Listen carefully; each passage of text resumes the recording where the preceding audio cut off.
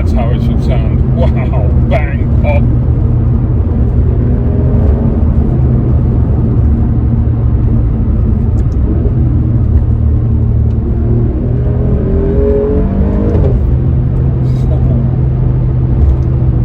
Damn, that's good. I like this car.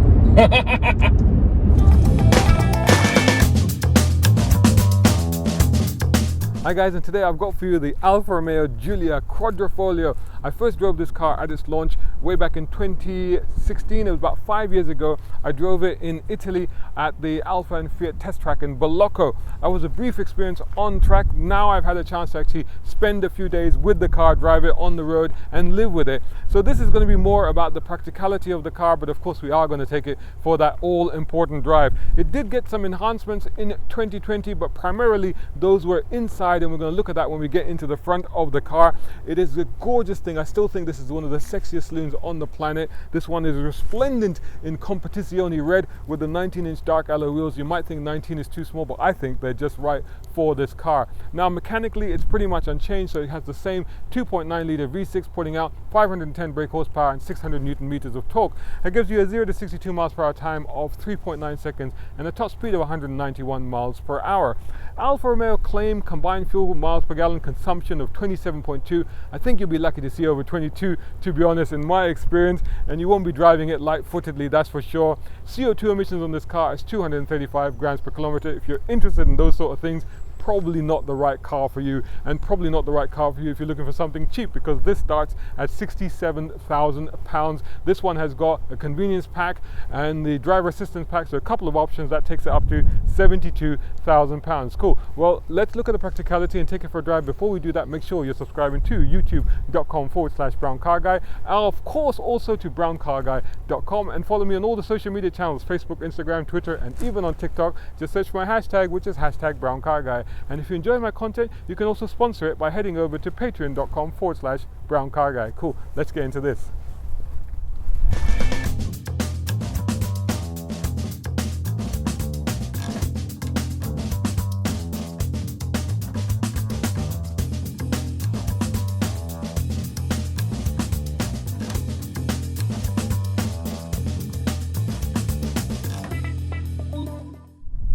Let's check out the boot. Let's check out the key actually. Look at that. That's a real chunk of a key, isn't it? You want to have something like that when you've got a car like this. And the reason I'm looking at that is because if I double click that, then that should happen. It's not powered, it's just spring loaded, so it opens up. Reasonable size boot, a little bit of a lip to get stuff over, but plenty of room that way. Split folding seats back there. Underneath here really is just a tire repair kit, no space saver on this car. But that's pretty much all you get. So reasonably practical, as you would expect for a saloon of this size. Couple of suitcases I think should be all right. Let's see what the rear passenger space is like. Here we are in the back of the Alfa Romeo Giulia. Now I have also reviewed the Giulia in its standard form, and that was on my previous channel, but you can check that out. I'll put the link below or whatever on that one. This driver's seat is set for me. This is a sporty seat, but it has got a few scooped out area here. So actually I have no problem for my knees. Shin space is not too bad, and just a little bit of wiggle room for my feet as well, so really not too bad. Quite a hefty transmission tunnel, I have to say, so really not ideal for 3 people back here, but 2 people should be absolutely fine. You have got a USB plug here, so that's good, and 2 individual vents. You also have a center armrest with a couple of cup holders. Love the leather and Alcantara combined trim of this interior, and of course it does get Isofix Chelsea anchor points in the rear of this car. Cool. It's time to get into the front and see what it's like up there.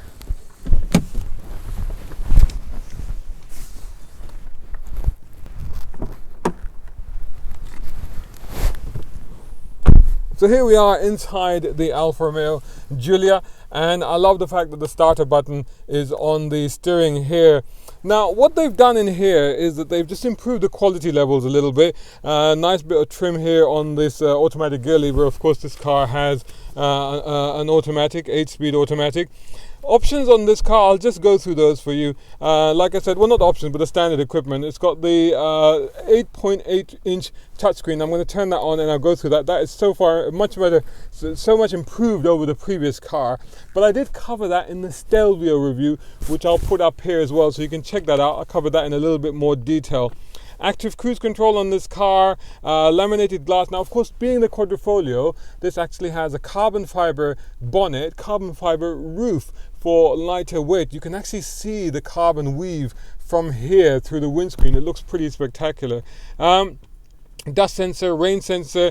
It's got a lot more advanced features like that. Steering wheel mounted controls, xenon headlights, leather dashboard.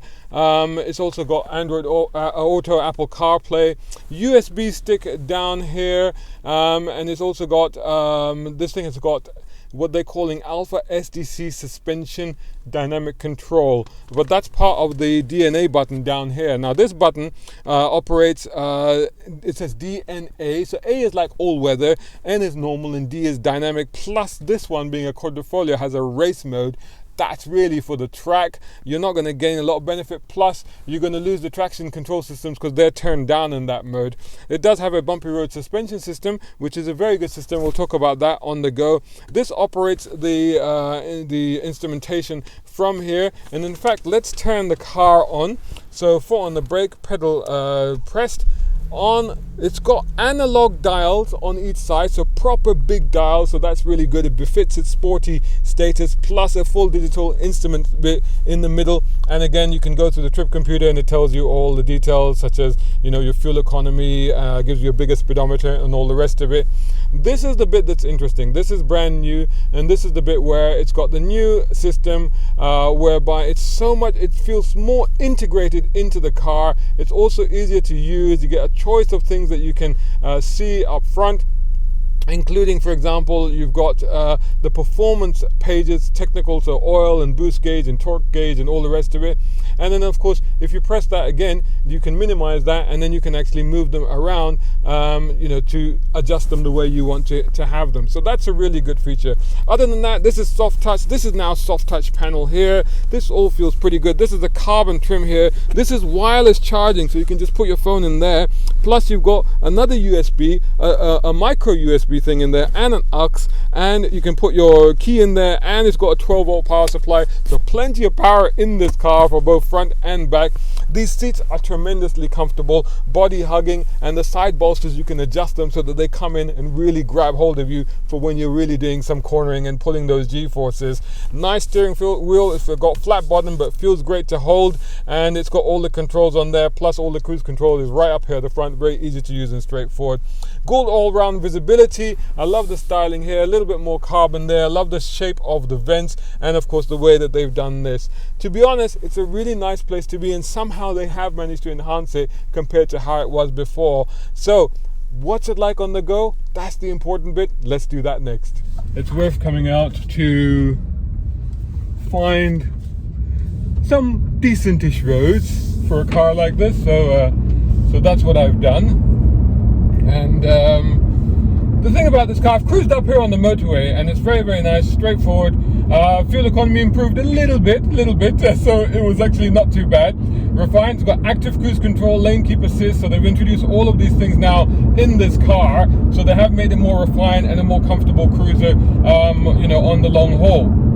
So it's pretty quiet. There's a little bit of road roar, but nothing too bad.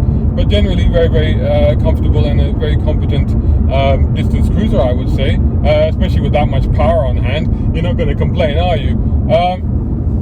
But really, what it's about is how does it drive. Now, one thing I will say is that I've had it in the normal mode. Let's call it normal mode for most of the way. I'm now going to switch it up into dynamic mode for this. Now, one of the things I found with dynamic mode is obviously the ride. Oh, wow! Oh my goodness! Damn, that's when the 500 plus horsepower comes into effect.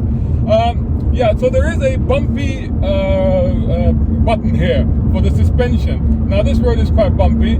It's settled down immediately. The moment I've pressed that, you got Michael Schumacher to thank for that, because it's something that he, on his recommendation, was instigated in Ferraris. When they go into sports mode, the ride becomes really firm, and he requested a button that keep everything dynamic as it is, but I want a more comfortable ride. Introduce this button, and this button is now on here as well, so that's quite good.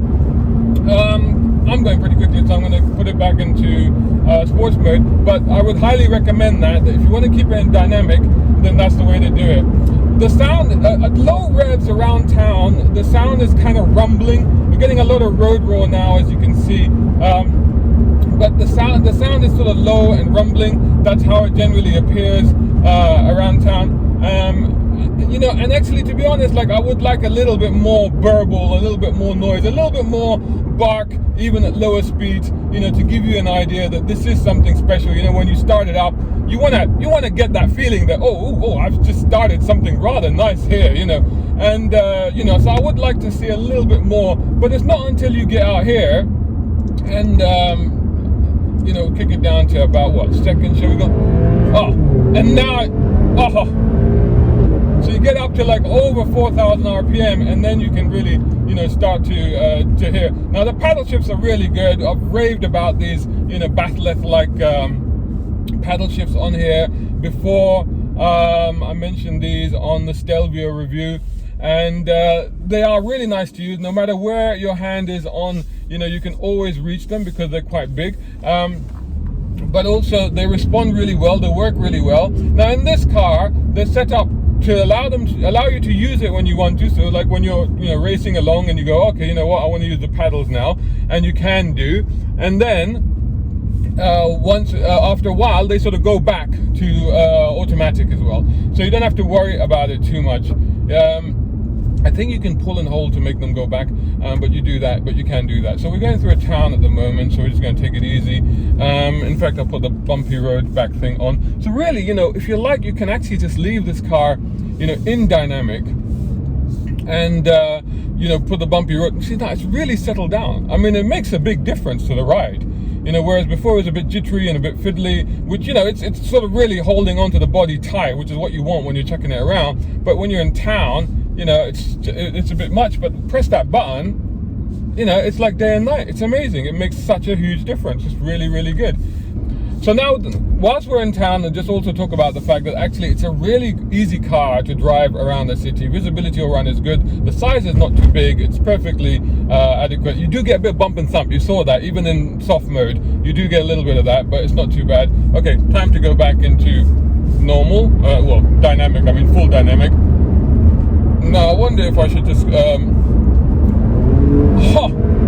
Oh wow! Oh, you can hear the banging and the popping now from the exhaust. Now it comes alive. This is when this car, you know, really, really starts to come alive. And I'm just gonna go into full manual so that I've got full control, because using it holds on really nice, turns in really sharp, holds in really nice. You know, it's not a car that you're worried about. Although, you know, the Stelvio has shown that, you know, all-wheel drive works really well. And I've driven, you know, in the past a Stelvio Quadrifoglio as well. But this is rear-wheel drive, and you might be alarmed by the fact that it is rear-wheel drive, and you might go, okay, well, you know, but it's very, very planted. I mean, the grip is fantastic. It's very, very poised. Could do with a little bit more feel from the steering. The steering is nicely weighted. Maybe could do with a little bit more weight, but actually it's fine. You know, it's pretty much on par for what it should be. But it's quite accurate and quite faithful, you know, and gives you a lot of reassurance. The brakes on these are fantastic, you know, really, really strong brakes, which is what you need in a car like this. But linear also, and progressive, and, you know, just the right amount. It's like, you know, not too bitey, not too little, exactly what you need. But and that power comes on, my God, revving it right up to 7,000 RPM. Sounds fantastic, absolutely glorious, you know, and the paddles just respond so well. Holds on nicely through that corner, just on a downhill corner. They're really, really good. You can rev it right up to 7,000, although it's starting the red line, so it starts at 6.5, but you can rev it right up to 7,000. Get on the power, wow, just pulls, right just over 7,000 is when the limiter cuts in. But wow, what a thing. fast and furious for sure. Really reassuring through the S-bends like I'm doing now. Just really like you can just keep it on the throttle. You know what it's doing. My goodness, you know, wow. You know, this is when this car really, you go, wow, okay, you know, oh wow. The brakes are absolutely solid, and even though they're working hard, but they're not making a drama out of it either. Oh yeah, a little bit too much there, but wow, that was, what a sensational drive that was. The car is settling down nicely. Another thing I want to say about this car is that, and I've had a few comments while I've been posting on social media, and they're like, well, you know, is it well built? Is it reliable? Is it all of that sort of stuff? I've got to say that this car has nearly 9,000 miles on it. It's 8,700 miles it's showing at the moment. And it's a press car, so clearly this press car will have been driven pretty hard, I think, at more than a few of those miles, I would imagine. However, I would say that actually it feels really tight. It feels box fresh, feels really tight. You know, it doesn't feel like it's been overly abused or anything like that. And you know, I would say on the basis of that, the quality it's got to be said, it's all right. You know, it's not too bad at all. So good is that road, that section of road, that I think it's time to go back down that way. Reversing camera helps, really useful, but you know, it's not that big a car. It's not that difficult to manage or to handle. But honestly speaking, I think, you know, when you look at this car and you realize what it can do, it maybe the only criticism I would have for the car, like I said, the sound. I want a little bit more visceral noise at lower revs. I want a little bit more drama, you know, in normal mode, in the round town mode, because it looks dramatic, it is dramatic, you know you've got something special, but you want to feel that you've got something special. So that would be my only thing, is like, why can't I have a little bit more of the craziness, you know, when I'm not on it? But when you're on it, oh my God, is this thing a very special car indeed. So there you go. I think you know, that is you know, what I can say about this car. See, that's how it should sound. That's how it should sound. It's like it's got like a tap or something that it does, you know, and it's like, okay, we're going now. Okay, let me turn up the volume. Let me excite you a little bit. It's like, oh, okay, cool. That's what I was looking for. So that's where it gets interesting. But yeah, anyway, I hope you enjoyed that review. I certainly enjoyed driving this car again. And any future opportunity I get to borrow it, I will probably try again, because it's that sort of car. Anyway, thanks so much for watching, and I'll catch you again soon in the next one.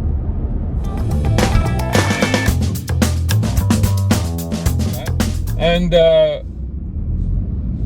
it really behaves itself in town. Oh my goodness, there is a Lotus Esprit.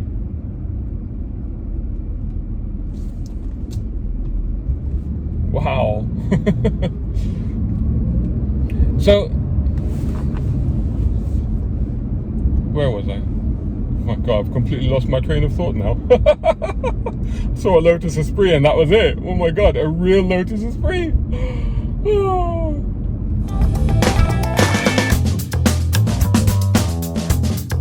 Hope you enjoyed that video. If you did, make sure you hit that like button, and you know what, leave a comment and share it if you can. And of course, you're subscribing, right, to youtube.com/browncarguy. Of course, also to browncarguy.com, and follow me on Facebook, Instagram, Twitter, and even on TikTok. Just search for my hashtag. It is hashtag browncarguy. And you know what, if you enjoy my content, you can sponsor it as well, and you can do that at patreon.com/browncarguy, and your name will appear like these gentlemen coming up here on my content at the end of the videos, in my written text, and on some of my Instagram posts. And that's a reach of what, 350,000 views in total on my YouTube channel, 2,000 plus subscribers, nearly 8,000 followers on Instagram. So you know what, if you have something to promote, you're most welcome to do that, and you can do that from as little as £2 or $2 a month, the price of buying me a coffee. You do that, right? And you can join this incredible lineup coming up on the screen, which of course includes Muhammad Humaid over in UAE, Partha Srinivasan in India, Tom Conway Gordon here in the UK, Isaac Beauchard Rashad over in America, Reza Adil here in the UK, also Muhammad Qasim here, Siraj Abbasi here, Mark Waddell in Canada, Zaka Kogliani over in America, and a dear childhood school buddy of mine, Shaheer Hakki, also over in America. See your name coming up here. Just head over to patreon.com/browncarguy, and I'll see you all in the next video.